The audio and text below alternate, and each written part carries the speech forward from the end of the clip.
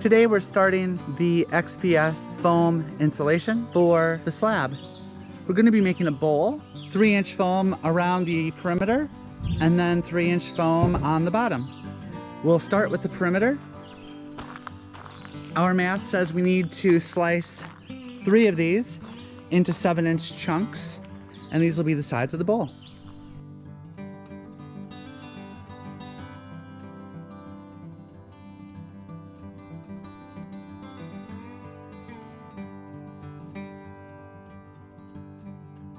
So we got our 7-inch pieces cut.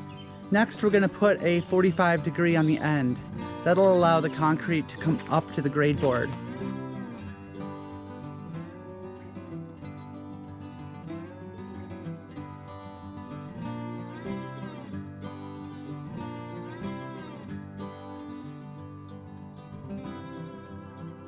So that worked pretty well. We had to run each of the boards through the saw twice because 3-inch foam cut 45 is just not possible in one pass with our saw. We don't have perfect cuts everywhere, and that's perfectly okay. This is all gonna get covered with concrete, so not a big deal. We decided to do a 45 on the top so that we could get right up to the grade board and use the grade board itself as the level for the concrete, rather than fine-tuning the foam to the exact right level. We've already spent the time getting the grade board level, so it'd be silly to then recreate that task with foam. Tapering like this won't compromise insulation value that much, but it will make pouring concrete simpler for the guys. We used a vacuum connected to the exhaust port on this saw, and it doesn't appear to have done anything. We've got over 1 inch of foam shavings on the ground, and the entire saw is covered in foam. It's a mess. I don't know if you've ever vacuumed gravel before, but we're about ready to have some fun.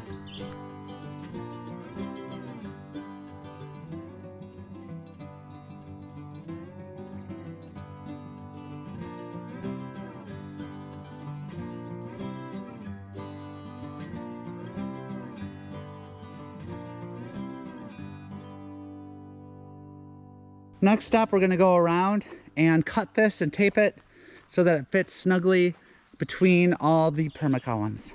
I'm gonna go through and inject expanding foam into the grade boards.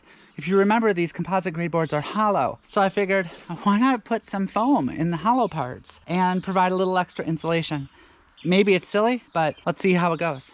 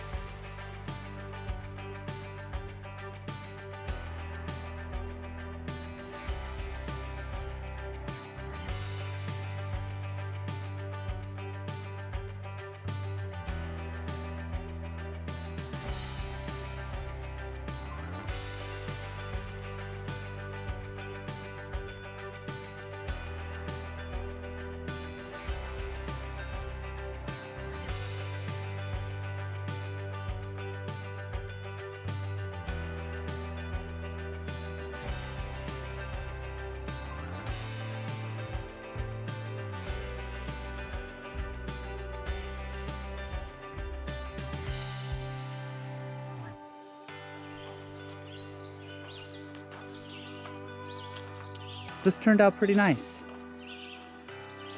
We've got them all cut for the complete border. And most of them fit exceptionally well. We decided to cut the vapor barrier at the top of the foam. We're gonna have a sill plate on top of this that will hopefully tie everything together. Grade board, foam, concrete, and columns. And that sill plate will do the duty of air barrier, vapor barrier, etc. So I don't think we need the vapor barrier any higher. There are gaps under some of these because the sand didn't compact as thoroughly directly up against the grade board, mostly because the plate compactor couldn't get there very well. So by putting these on first, we were able to cut down to the exact level of the grade board. So that's fantastic. When we start putting in the horizontal pieces, we'll take some spray foam and put it underneath these to fill any gaps that exist. On the topic of spray foam, learning process. Everything's a learning process. I overdid it on the first grade board here, and 3 hours later, it's still squeezing out foam. Thankfully, I learned my lesson very quickly, and the rest of it is just fine. In addition, I decided not to fill the entire grade board, and I think that's a good choice. After all, we have 3 inches of insulation behind this grade board in all areas except behind the columns themselves. So I only drilled holes next to the columns and filled the grade board there with insulation and left the rest of it normal. I think that's a really good compromise, and it also prevented the non-stop seepage. God, this stuff makes a mess. It's just, it finds seams. So like this one was put on, if you peel it back, ta-da! It's just squeezing out of that hole, and it's still squeezing out. Look at that. It's gross.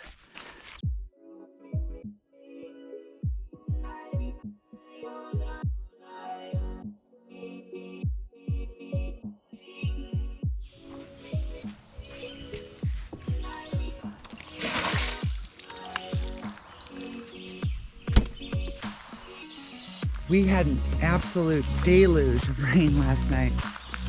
This whole area was flooded in 4 to 6 inches of water.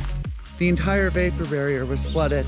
The drain area had so much water in it that it actually broke the floor drain out, floated it away. So we've got a little bit of cleaning and repair to do here. There's still standing water everywhere. What a pain in the butt.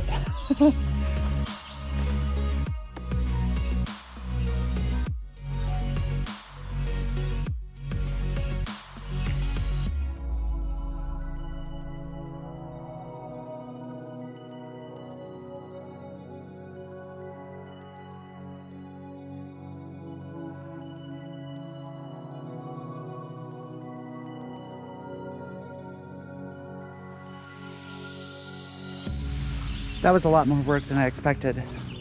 Robert's doing a second sweep as the sun comes out. That should dry pretty quickly, at which point he'll start working on the foam again. I'm a bit distracted. This is our really unfortunate floor drain that floated up in all the rain. Man, it pulled the pipe and everything. So this thing has to be reseated. Pretty unfortunate, but I'll work on it and see if I can make a difference.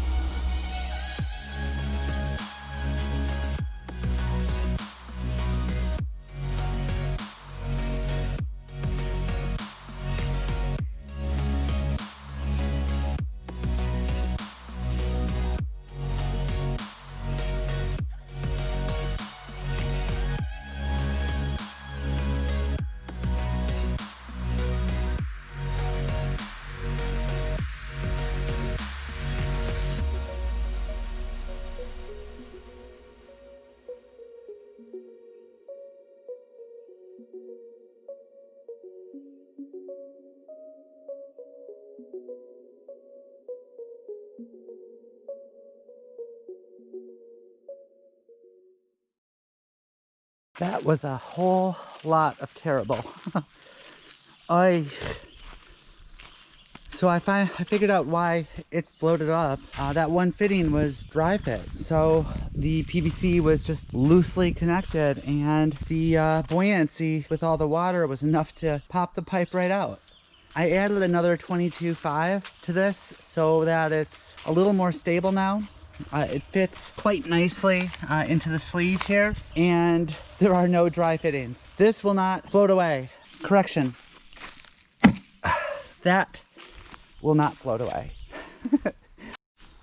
With the repairs done, we can now get on with the real business of the day, which is installing the floor insulation. So we're going to do this by first starting to tape the insulation to the grade board. It should just help hold things together as we install it. Second, we're going to cut out the columns, fittings, and whatever else that protrudes or affects the slab into the board.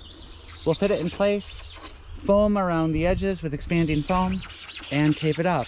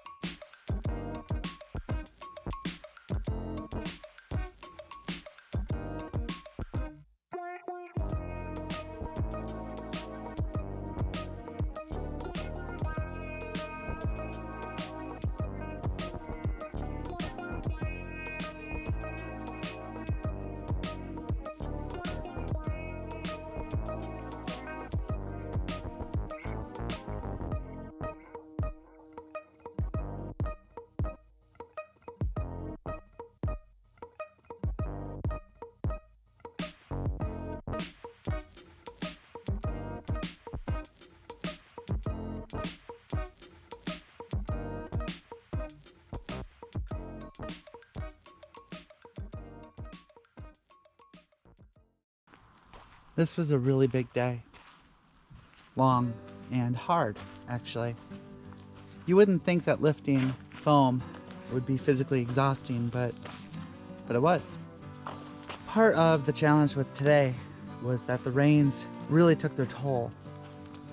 We spent over an hour just squeegeeing out the rain and cleaning up all the debris from the trees. Then I spent 4 hours fixing a drain that was dry fit and then floated out of the hole. So we only really got about 2/3 or 3/4 of a day of work. But I'm pretty pleased with what we were able to accomplish in that time. The vast majority of the barn is placed with insulation. We still have taping to do. In addition, the 4 or 5 feet in the front of the barn are still yet to be placed.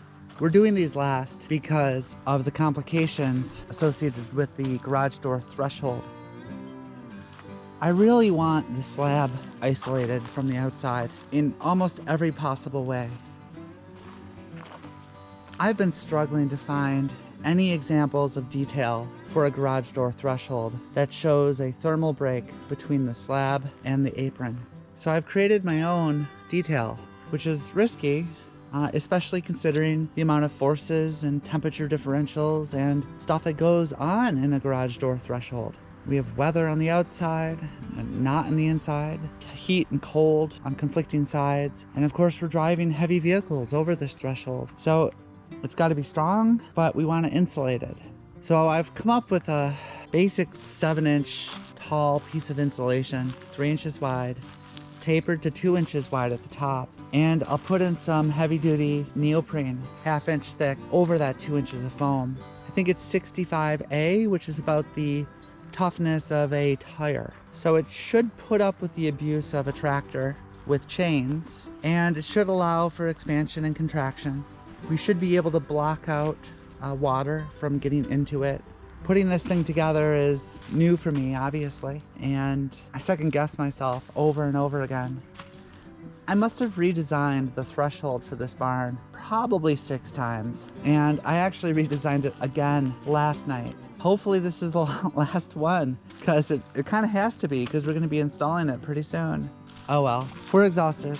We're going to head to bed. Tomorrow, hopefully we're not too sore, although I'm pretty sure I will be. And at that time, we can finish things up.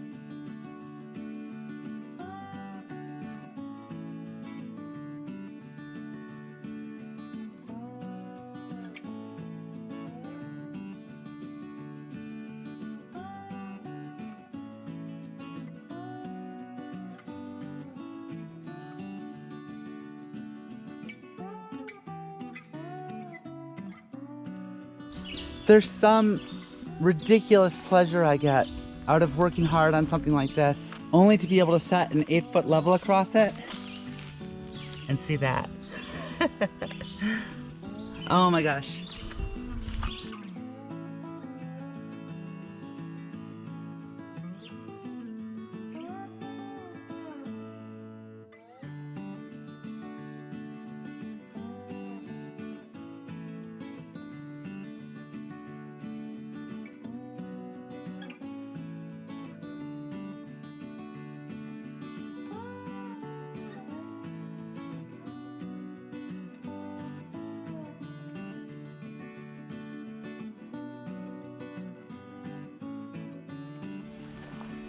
Well, we are pretty much done.